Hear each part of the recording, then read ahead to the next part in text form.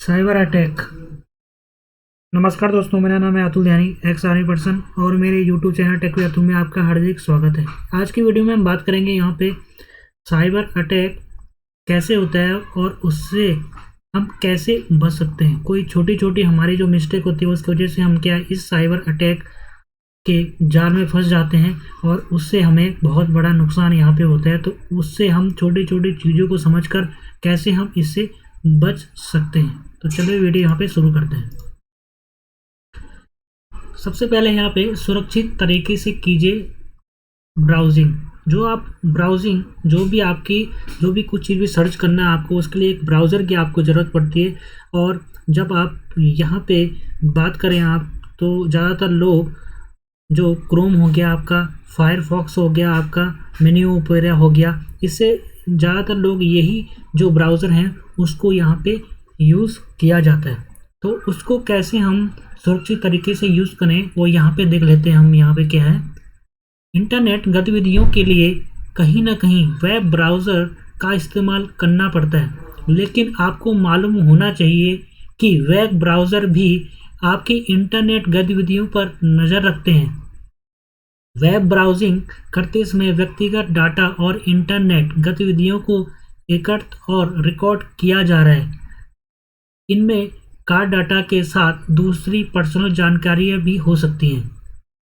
तो दोस्तों यहाँ पे ऐसे है कि जब भी हम कोई ब्राउज़र यूज़ कर सकते हैं तो वो हमारी जो हमारी प्राइवेसी, हमारी जो भी डाटा होता है वो उस पर नज़र रखता है। क्योंकि जब भी आपने चेक किया होगा यहाँ पे जो कुकीज़ वगैरह आती हैं और उसको हम अलाउ कर देते हैं, तो उससे आपको जो एक कैश मेमोरी होती है, उससे कुकीज़ कैश मेमोरी वो क्या हमारे रिलेटेड हम कोई भी जो भी सर्च करते हैं, जो भी डाटा डालते हैं, तो उस पर उनकी नज़र होती है और उस पर वो क्या करते हैं, उसकी नज़र होते हुए वो क्या करेंगे, उस पर्सनल डाटा आपका वहाँ से ले सकते हैं। इसलिए आपने देखा होगा कि कई बार आप कुछ भी सर्च करते हैं तो अगर नेक्स्ट बार जब भी आप कुछ आप अमेजोन वगैरह या कुछ उसमें आप लैपटॉप में सर्च करेंगे तो वो उससे रिलेटेड जो भी आपने सर्च किया होगा प्रोडक्ट, उससे रिलेटेड आपको बहुत सारे ऐड साइट में देखने को मिलते हैं। आपको बता दें कि आपकी संवेदनशील जानकारियां कंपनियों, सरकारों और ठगों के लिए मूल्यवान होती है। वे इनका गलत फ़ायदा भी उठा सकते हैं। ऐसे में ऑनलाइन गतिविधियों के दौरान दूसरे की नज़र से बचे रहने के लिए प्राइवेट ब्राउजिंग फीचर का उपयोग करना एक बेहतर उपाय हो सकता है। इससे यह जानना मुश्किल हो जाएगा कि अमुक महिला इंटरनेट पर क्या सर्च कर या देख रही है। मोजिला फायरफॉक्स में टूल बार में जाकर न्यू प्राइवेट मोड का उपयोग किया जा सकता है। तो दोस्तों यहाँ पे है कि अगर आप इंटरनेट ब्राउज़र में जो प्राइवेट जो उसका मोड होता है अगर उसका यूज़ करेंगे तो कोई भी आपको पता नहीं कर पाएगा कि अगर आपको कोई हैक भी कर रहा होगा, कोई आप पे नज़र भी रख रहा होगा आपके उसमें, तो उससे उसको पता नहीं चल पाएगा कि आप कौन सी चीज़ सर्च कर रहे हैं और वहाँ पे क्या देख रहे हैं। तो अगर मोजिला फायरफॉक्स आप ब्राउज़र का यूज़ करते हैं तो उसमें क्या है, टूल बार में जाएंगे आप और उसमें new private mode, tool bar में उसका न्यू प्राइवेट मोड का आप यूज़ कर सकते हैं। इससे क्या होगा, आप भी जो भी सर्च करेंगे, जो भी उसमें देखेंगे, वो किसी को भी पता नहीं चल पाएगा और आपका जो भी आप ब्राउज़र में यूज़ करेंगे, सर्च करेंगे, वो आपका क्या हो जाएगा, एक तरह से सेफ रहेगा।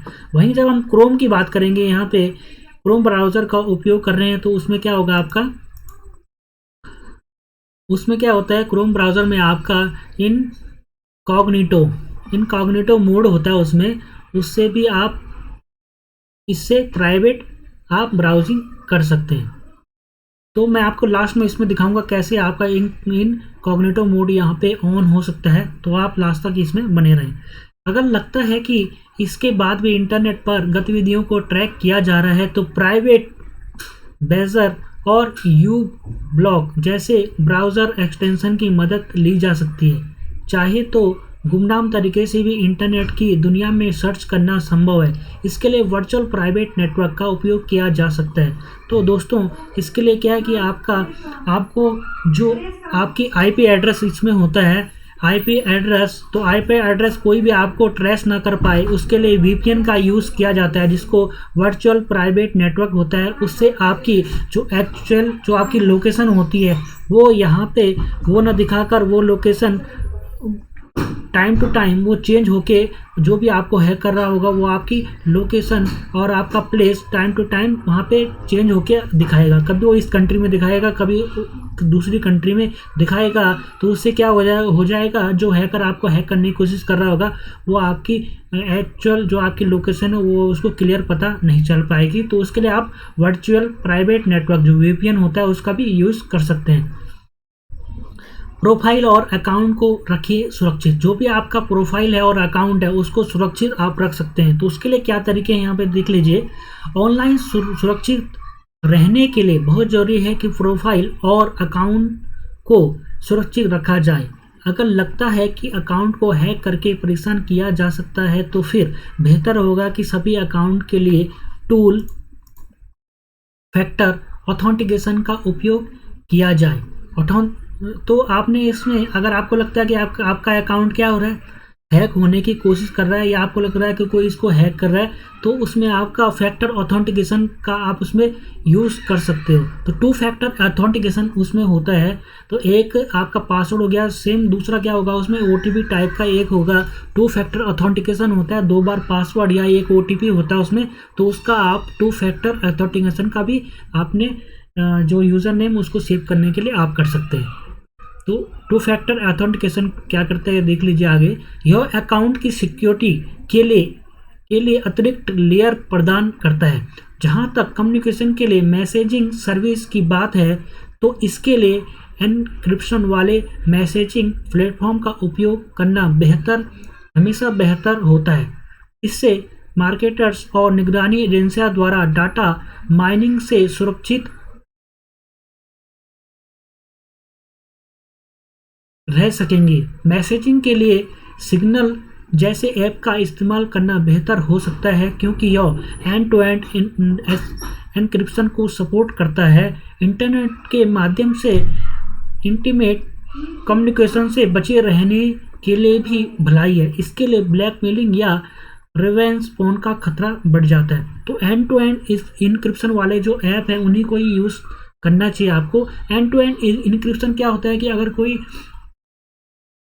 अगर दो जो आदमी होंगे वह अगर आपस में बात कर रहे होंगे तो एंड टू एंड मतलब एक एंड से दूसरे एंड जो रिसीवर एंड होगा और एक यहाँ पे जो सेंड करने वाला होगा तो उनके वही उस डाटा को देख सकते हैं, पढ़ सकते हैं। बीच में अगर कोई उस डाटा को लेता है तो वहाँ के डाटा क्या होता है, जब भी एक सेंडर डाटा सेंड करेगा तो तुरंत उसके बाद क्या होगा, जो भी उसने बोला होगा या लिखा होगा वो इनक्रिप्ट हो जाता है और वो कोड में परिवर्तित चेंज हो जाता है। और बीच में अगर कोई उसको हैक करने की कोशिश करता है तो वहाँ पे क्या होता है, वो उस मैसेज को देख नहीं पाएगा क्योंकि जो उसका बोला हुआ है लिखा हुआ चीज़ होती है वो इनक्रिप्ट हो जाती है। वो दूसरे ही आपका न्यूमेरिकल ऑर्डर में या अल्फा न्यूमेरिकल में चेंज हो जाता है। तो उससे पता नहीं चल पाएगा उसको कि उसका क्या होता है यहाँ पे, वो आप उसको चेक नहीं कर पाएगा कि उसमें क्या लिखा हुआ है क्योंकि वो इनक्रिप्ट हो जाएगा और वो उसको डिक्रिप्ट नहीं कर पाएगा क्योंकि डिक्रिप्ट उसको लास्ट में जो रिसीवर एंड होगा वहीं पे वो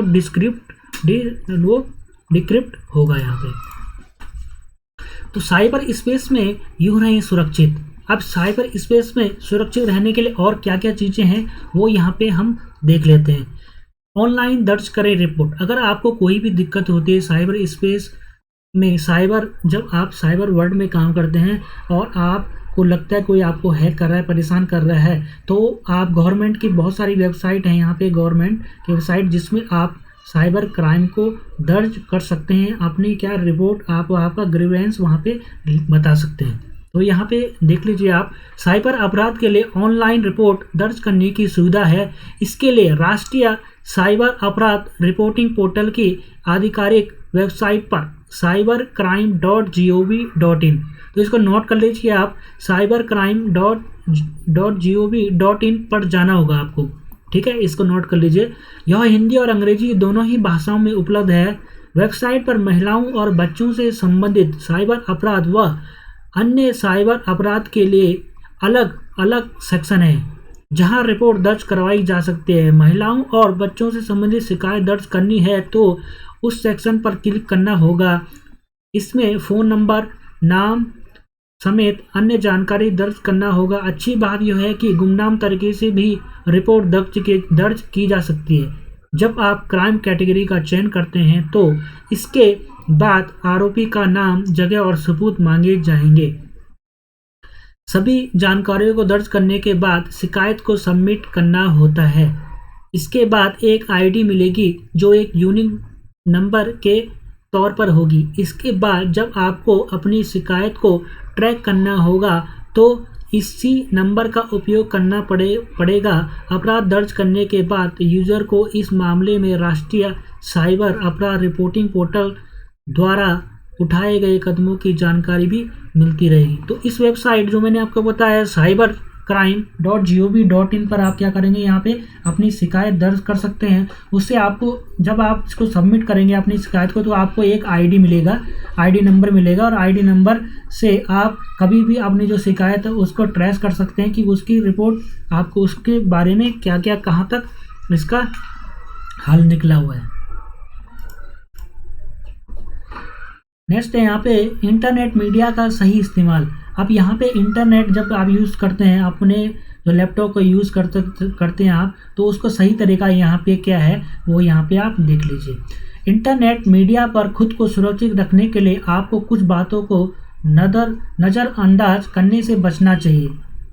ठीक है, कुछ बातों को आपको इसमें नज़रअंदाज करना पड़ेगा। तो वो क्या क्या चीज़ें होती हैं वो देख लीजिए यहाँ पे।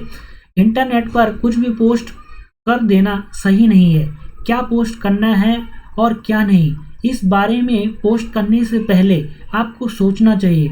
आपकी पोस्ट का गलत इस्तेमाल भी किया जा सकता है, इसको लेकर हमेशा सचेत रहें। साथ ही ऐसा कुछ भी पोस्ट न करें जो दूसरे को दुख पहुंचाए या फिर आप दूसरों के लिए टारगेट बन जाएं। तो आपने देखा यहाँ पे इससे इसका मीनिंग है कि जब भी आप कोई पोस्ट करें तो उससे पहले 10 बार 50 बार उसको सोच लें कि इसको पोस्ट करना चाहिए या नहीं। और जब भी आप व्हाट्सएप में वगैरह आप करते हैं या इंटरनेट यूज़ करते हैं और किसी मैसेज को आप शेयर करते हैं दूसरे को, तो उसके बारे में आप सोच लें, कहीं आप इस मैसेज को शेयर करें और उसमें आप खुद ही फंस जाएँ। तो ऐसे आप किसी भी पोस्ट को बिना उसकी छानबीन किए उसको क्या करना है, आपने शेयर नहीं करना है और इस शेयर करने से आपको बचना चाहिए। नेक्स्ट है आपका, अक्सर ऐसा होता है कि ऑनलाइन आपने कुछ पोस्ट किया, उसके बाद कई तरह की प्रतिक्रियाएं आने लगती हैं। छोटी मोटी टिप्पणी को नज़रअंदाज करने की कोशिश करें। उलझने पर हो सकता है कि बात आगे बढ़ जाए, इसलिए ऐसा कोई मौका ही न दें कि कोई आपको परेशान करे। नेक्स्ट है, कोई गलत मैसेज फ़ोन या फिर ईमेल के जरिए परेशान कर रहा है तो उन मैसेज, ईमेल आदि को डिलीट न करें, उसे सेव करके रखें और उन लोगों को दिखाएं जो आपकी मदद कर सकते हैं। साथ ही इसे पुलिस केस के लिए भी सबूत के तौर पर सेव कर सकते हैं। सबूतों को सीडी या पेन ड्राइव या प्रिंट स्क्रीन शॉट लेकर रख सकते हैं। तो दोस्तों ज़्यादातर क्या होता है कि जब कोई किसी पे साइबर क्राइम अटैक होता है तो या कोई उसको हैक करने की कोशिश करता है हैकर, तो हम क्या करते हैं, उसको अगर कोई परेशानी से बचने के लिए वो क्या करते हैं, उस मैसेज को या उस पोस्ट को डिलीट करने की कोशिश करते हैं। तो ऐसे कभी ना करें, उसको पक्का आप सेव करके रखें ताकि भविष्य में अगर आपको ज़्यादा परेशानी होती है तो उसकी आप शिकायत क्राइम ब्यूरो से इसकी शिकायत आप कर सकें और साथ ही आपको पुलिस में कंप्लेन करने के लिए ये आपके लिए सबूत के तौर पर काम कर सकते हैं। तो उनको आप सेव करके रखें और इसका स्क्रीनशॉट या तो पेन ड्राइव में उसको सेव करें। अक्सर साइबर अपराध के शिकार लोगों को समझ में नहीं आता है कि वे इससे मदद मांगे। कई बार वे ईमेल या मैसेज अपने दोस्तों या रिश्तेदारों को भेज देते हैं। ऐसा बिल्कुल ना करें। आपको नहीं पता कि यह चेन कहां तक जा सकती है और आपका भेजा गया गलत मैसेज कितने लोगों तक पहुंच जाएगा।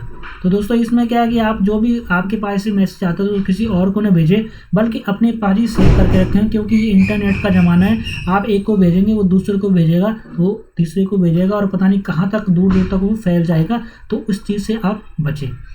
अवांछित और बार बार SMS, email, call, friend request को लेकर भी हमेशा सतर्क रहने का प्रयास करना चाहिए। तो बार बार जो SMS आते हैं, ईमेल आते हैं, फ्रॉड कॉल आती हैं तो और फ्रेंड रिक्वेस्ट आती हैं, उससे भी आपको क्या करना चाहिए, बचना चाहिए। तो यहाँ पे हमने आपको बताई इस वीडियो में कैसे आप अपने इंटरनेट के ज़माने में अपने आप को सेफ रहते हुए और इन चीज़ों का यूज़ कर सकते हैं, ताकि आप क्या इस परेशानी में न पड़ें और ज़्यादा से ज़्यादा इनका इंटरनेट का ब्राउजिंग का यूज़ भी करें और फिर भी आपको यहाँ पे दिक्कत ना हो, परेशानी ना हो और आप हमेशा सेफ रहें। तो इसी आशा के साथ कि आप इस वीडियो में आपने कुछ सीखा होगा इन चीज़ों के बारे में, यहाँ पे मैं वीडियो समाप्त करने की कोशिश करूँगा। साथ में आपको मैं लास्ट में यहाँ पे दिखा देता हूँ कि कैसे जब आप क्रोम यूज़ करें तो प्राइवेट मोड में कैसे आपने यहाँ पे जाना है। ये सबसे लास्ट में जैसे आप क्रोम यूज़ करें, सबसे आप राइट साइड में 3 डॉट देख रहे हैं, यहाँ पे 3 डॉट पे आप क्लिक करें। यहाँ पे मैं इसको एक बार जूम करूँगा ताकि आपको किसको क्लियर पता चल सके। तो जैसे आप यहाँ पे 3 डॉट पे क्लिक करेंगे, 3 डॉट पे आप क्लिक करेंगे, थर्ड आपको ऑप्शन मिलेगा यहाँ पे न्यू इनकॉग्निटो विंडो और शॉर्टकट जो की है आपका कंट्रोल शिफ्ट प्लस एन का यूज़ करेंगे तो आप इनकॉग्निटो विंडो पे आप पहुँच जाएंगे। जैसे आप इस पर क्लिक करेंगे, क्लिक करने पर ये आपको एक नेक्स्ट आपकी न्यू टैब पे ले जाएगा और ये आपका बिल्कुल प्राइवेट क्या होगा, ब्राउज़र होगा यहाँ पे। और जो भी आपको हैक करने की कोशिश कर रहा होगा या कोई स्पाई या कोई वायरस वगैरह होगा तो ये भी आपको यहाँ पे जानकारी नहीं ले सकता। जब भी आप कोई प्राइवेट काम करें, ऑनलाइन कोई ट्रांजैक्शन करें तो आप इनकॉग्निटो मोड पे ही यहाँ पे करें, ताकि आपका जो प्राइवेसी है, आपका डाटा है, आपका जो इम्पोर्टेंट जो आपका यूज़र नेम पासवर्ड वगैरह है वो क्या सब यहाँ पे सेव रहे, प्राइवेट रहे और किसी को इस चीज़ का बारे में पता न चले। तो आई होप आपको ये वीडियो समझ में आई होगी। तो इस वीडियो को लाइक करें, शेयर करें और कमेंट करें। Thank you. जय हिंद, जय भारत।